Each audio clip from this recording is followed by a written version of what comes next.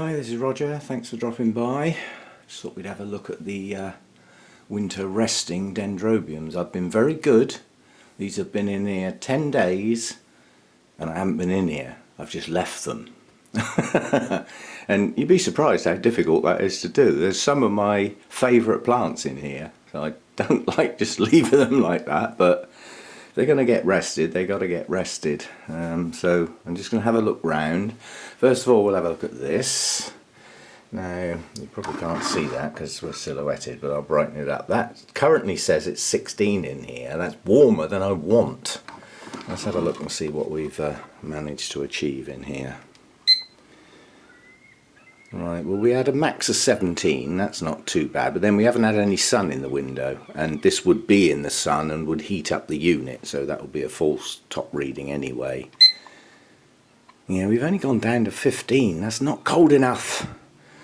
Right, well, I did say this was the best I could do, so first job is, let's open the windows some more. That'll help, because that's fresher air coming in. That'll also be colder air, especially at night, so that may help. Right, individual plants then. This is this strange little dendrobium that has the pretty orange flowers on that has no real name, but we've got nubbins showing on this one. But it's the canes I'm interested in. They're not too desiccated. They're not bad. You know, I mean, obviously the older dead canes, quite honestly, I'm not fussed about them. They have bloomed. They're unlikely to bloom again. So I'm only interested in the new growth from last year, and I have got nubbins, so I am going to get some blooms or some kikis. Remains to be seen, but something's happening on that one. That's got no name. Now this this can't be got in one shot. This is Nesta, which is an anosmum cross, and again, old cane, new cane. So I have one hell of a good new cane on this, and my first observations are I can't see any nubbins, so we have no bud burst, no buds forming yet. I am a little concerned that cane is showing signs of desiccation. Now, I suppose that's a bit to be expected, but that one's going to get some water sprayed in the pot. I don't... Let's take this one then. This is, I've forgotten.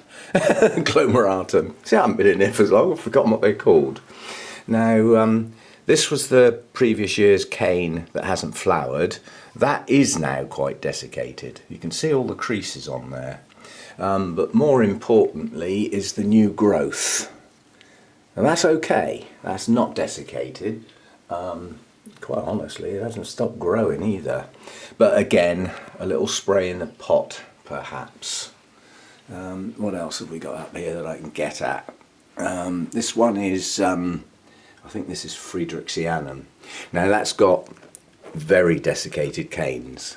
Those have actually started to cave in. You can see the creases. They weren't there. These were big, fat, plump canes. Now there is an inherent problem, that's a mount, and due to previous videos recently shown, I do have salt build-ups in my mounts. So what's going to happen if I spray the mount now? I'm going to start dissolving some of those salts and it's going to get some feed, isn't it?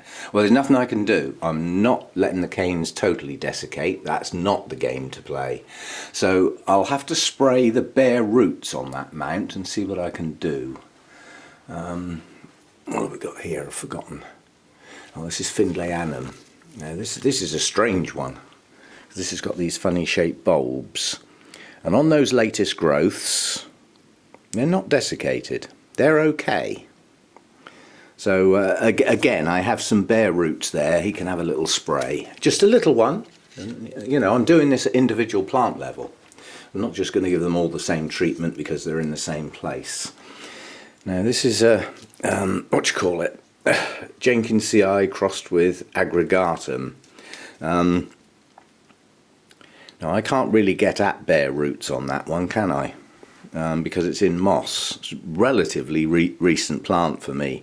The new growth up the back there hasn't stalled. It hasn't grown much, but it hasn't stalled. And I knew this was going to be one of the hardest ones to check because the bulbs are naturally all ribbed and creased. That's how it looks. So I don't really know whether that's desiccated or not. I think I'll leave that one. It can stay as is. I mean, there's no signs of any flower spikes or anything yet. And you have to bear in mind, these have only been up here 10 days. It's, you know, my goal is 4 to 6 weeks. This is Jenkinsii proper. Now that plant is desiccated. I know this plant. This is one of my favourite plants. Now that's showing severe signs of dehydration. Now there's nothing I can do with this plant. I don't really want to get the plant soaking wet by spraying the plant. Not in here. I'm liable to get mould and things. So he's going to have some water. That one's going to have to get watered. I can't show watering these, so I'm going to have to take them in the bathroom and sort of spray them over the bath. What else have we got up here? This one is Anosmum proper. It's actually the semi-alba version. Now this came up here with no leaves.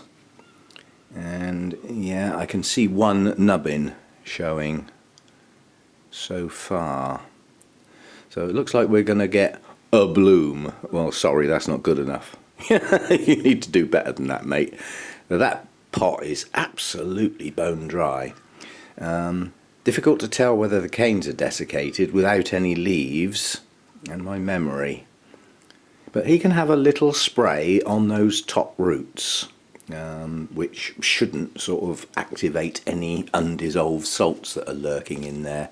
So he can have a little spray. What else have we got then? Primulinum. I don't need to get this one down, I don't think. Yeah, you see, this is the bit I'm worried about, is that often the Dendrobiums are going into the rest period where some canes have already started to lose their leaves. That's a natural process, although it looks worrying when all your flipping leaves drop off. But this did have a couple of actively growing canes, and I think those canes have, I mean, they were smaller ones. It's not the end of the world, but I mean, that's lost its growing tip. But then that cane should bloom. I don't see any signs of buds or anything on that one yet. Again, you can have a little bit of water, but not much. And then this plant came up here in what I consider dying state. So I don't know what's happened to this. This is senile. That's definitely not a happy plant. I think I'm going to lose that one. That's a shame. But again, I do have some bare roots on there that can have a little drink. But this plant didn't look good when it came up here. If it can push some new growths out. So what do I do now? Stop the rest and try and save the plant? And sacrifice the blooms? Answer yes. Snap decision. Okay, so that's just a quick update. I wouldn't say I was happy with the progress up here, but nonetheless it's early days. You know, I mean, a 10-day winter rest is nothing. The plant would only just be adapting to that, you know, and trying to respond to it. So I wasn't expecting great changes up here, but yeah, okay, so some are going to get a little spray. Do the best I can, just a little bit of rehydration, especially things like this. You know, these were big, nice, plump, shiny canes, and now they're not. So they need some help. And the other thing is, it's not cool enough in here.